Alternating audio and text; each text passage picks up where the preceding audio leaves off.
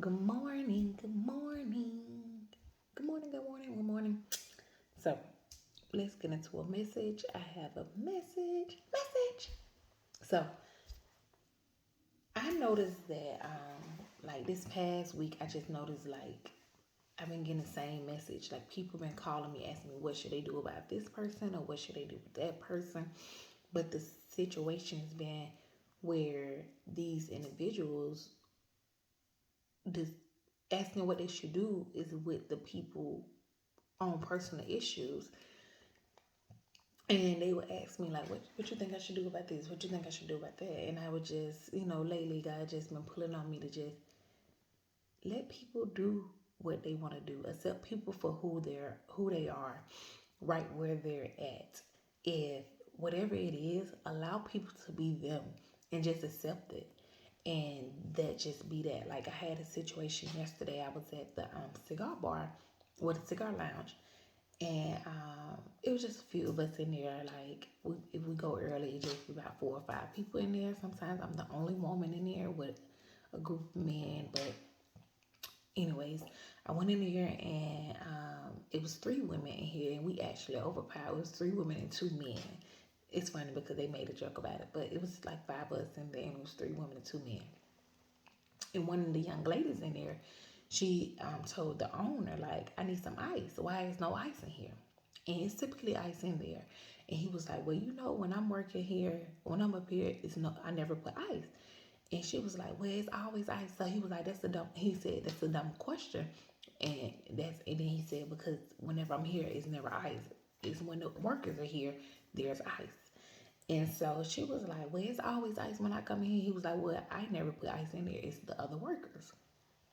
And so I'm just like, that's another situation where if you know this person don't put ice up on their shift in the ice tray, then you bring your own ice when they're there. Like it's not an argument need to be had. Like you just say, okay, when he works, there's no ice. When he works, there's ice. So you just make the situation much better by just bringing ice on his days. And that was just like a minor situation that is minor for me to say or whatnot. But there's been other situations where I just been receiving calls and people asking me like what to do, and I'm just like, do whatever they ask you to do. If you want to do it, do whatever they ask, or don't do nothing at all.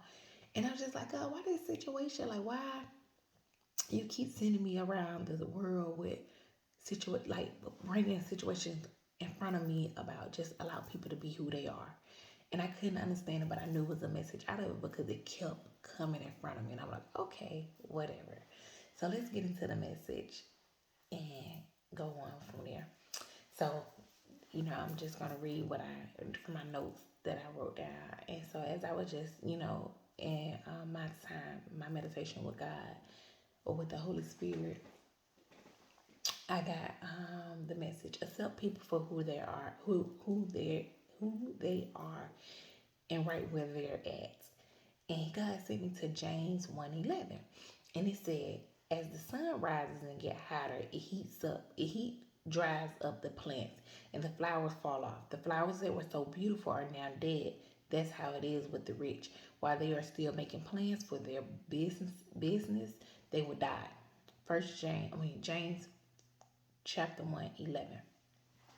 So I was like, okay, that makes sense, but what exactly are you saying, Father God? And so as I went on, I um, he begins to tell me, the more you focus on changing things instead of focusing on the beautiful things in front of you, your days are wasting away in front of you, and you can't even see it.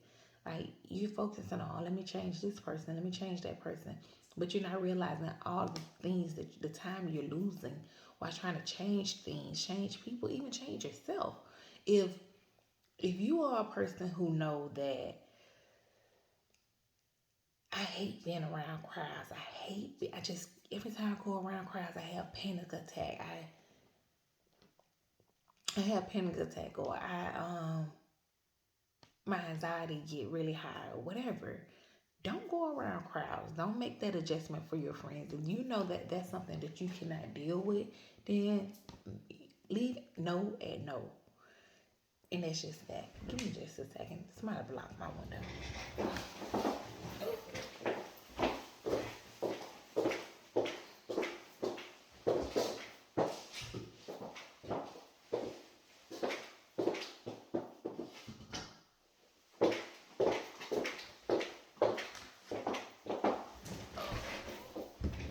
So just leave it at that. Like, no, that's not what I do.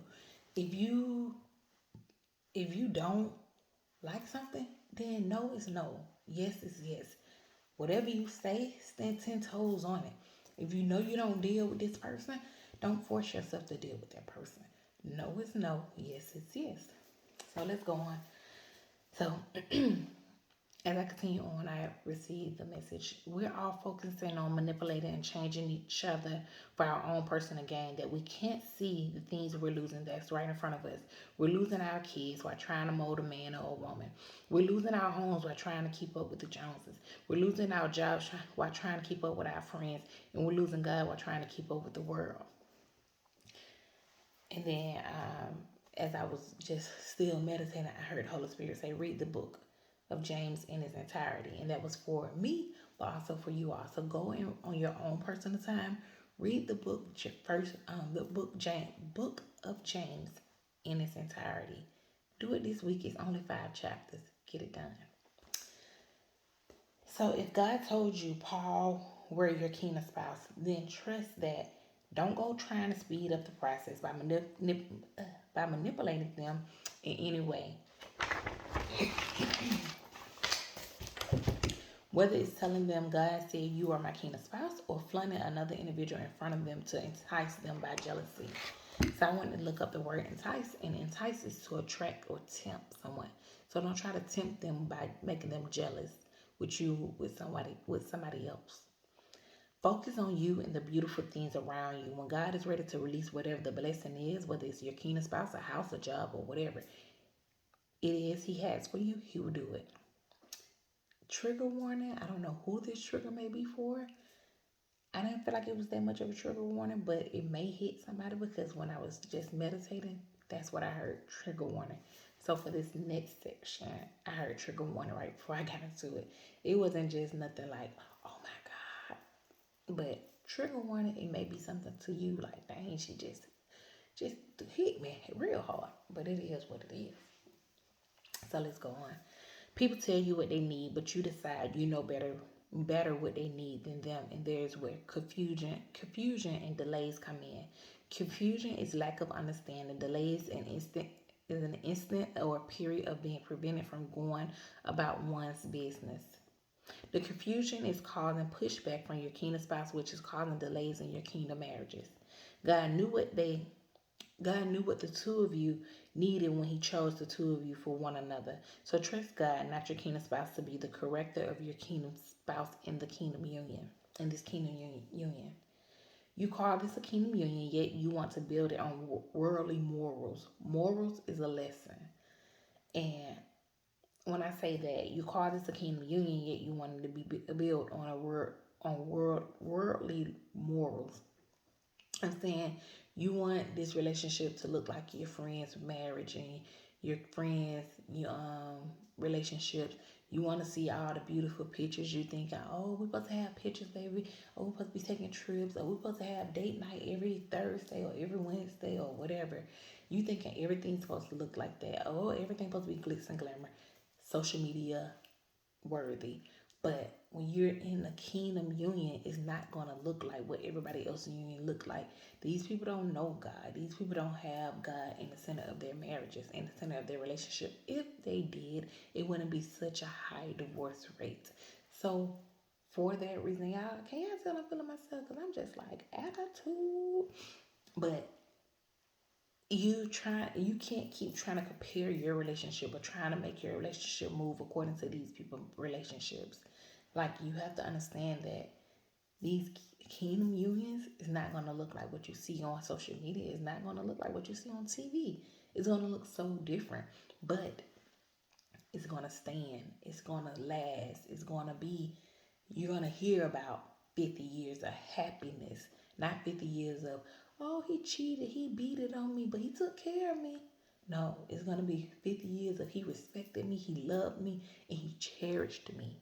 He respected me, like he protected me, he provided for me. And I didn't have to minimize who I was. I didn't have to shut up who I was. I didn't have to be less than or hide behind my spouse because he did all of these things. No, he did it, and I still was able to be who I am.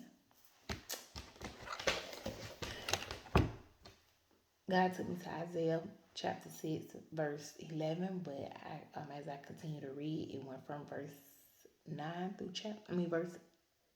13. So Isaiah chapter 6, 9 through 10, 9 through 13 reads, he said, go and tell this people, listen hard, but you aren't going to get it. Look hard, but you won't catch on. Make these people blockheads with fingers in their ears and blindfolds on their eyes, so they won't see a thing, won't hear a word, so they won't have a clue about what's going on. And yes, so they won't turn around and be made whole. 11 to 13.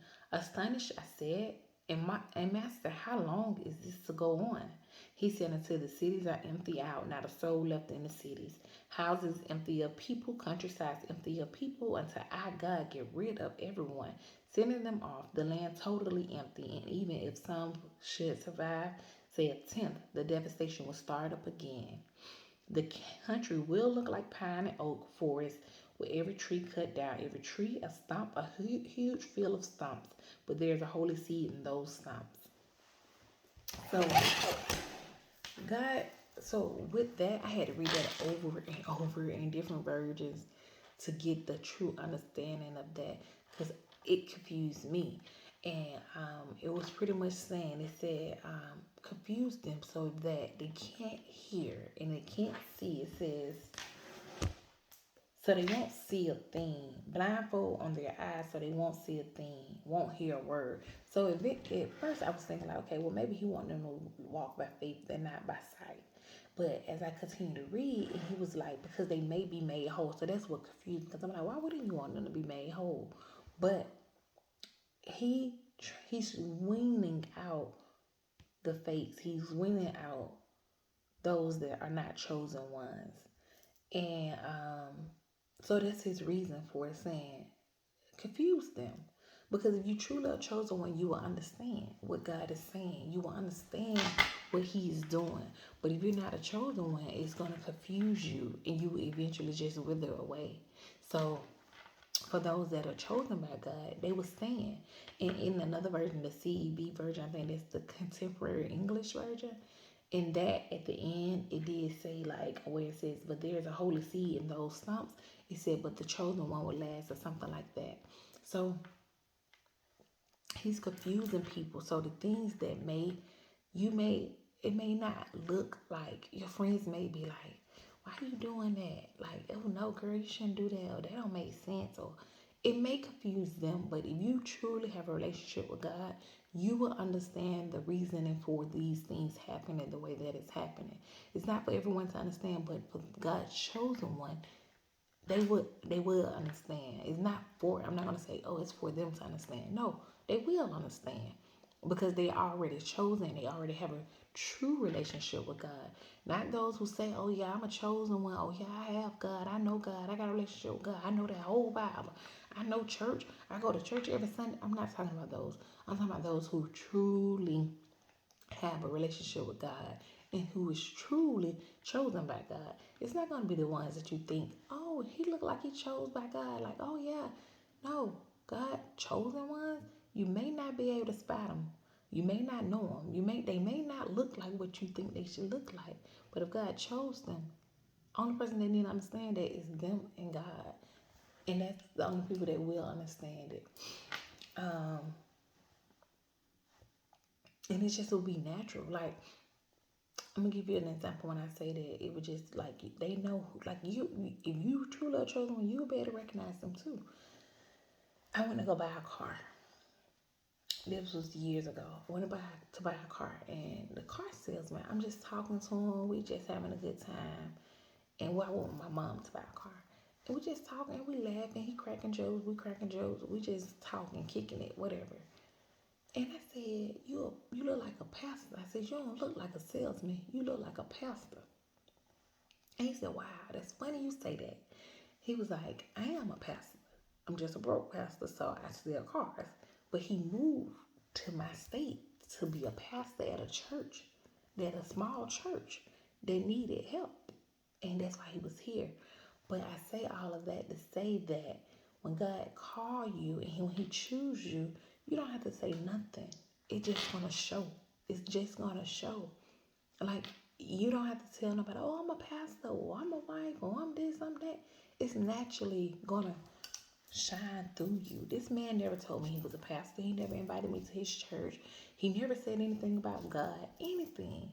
But naturally, he may say something like about something that gave me a hint. But his demeanor screamed pastor. He wasn't dressed in a suit, none of that. He was just dressed like a used car salesman. True, like truly. But the aroma on him screamed pastor. So God, when he said he's going to bring a devastation on the country, his chosen one is going to stand 10 toes down. And I get like that devastation. So it said, let's go back because it's another message I feel coming on. It said houses of empty people, countrysides of empty people. I think it's supposed to say countryside of empty land. Until I, God, get rid of everyone, sending them off the land totally empty. And even if some should survive, say a tenth, the devastation will start up again. COVID. COVID, the pandemic. God wiped so many people off. So many people was wiped off. But some did survive. He said even a tenth, but the devastation will start up again.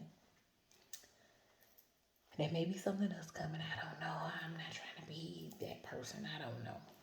But yeah. All right. That's all I got for y'all. I love y'all. Please like, share if you would like to.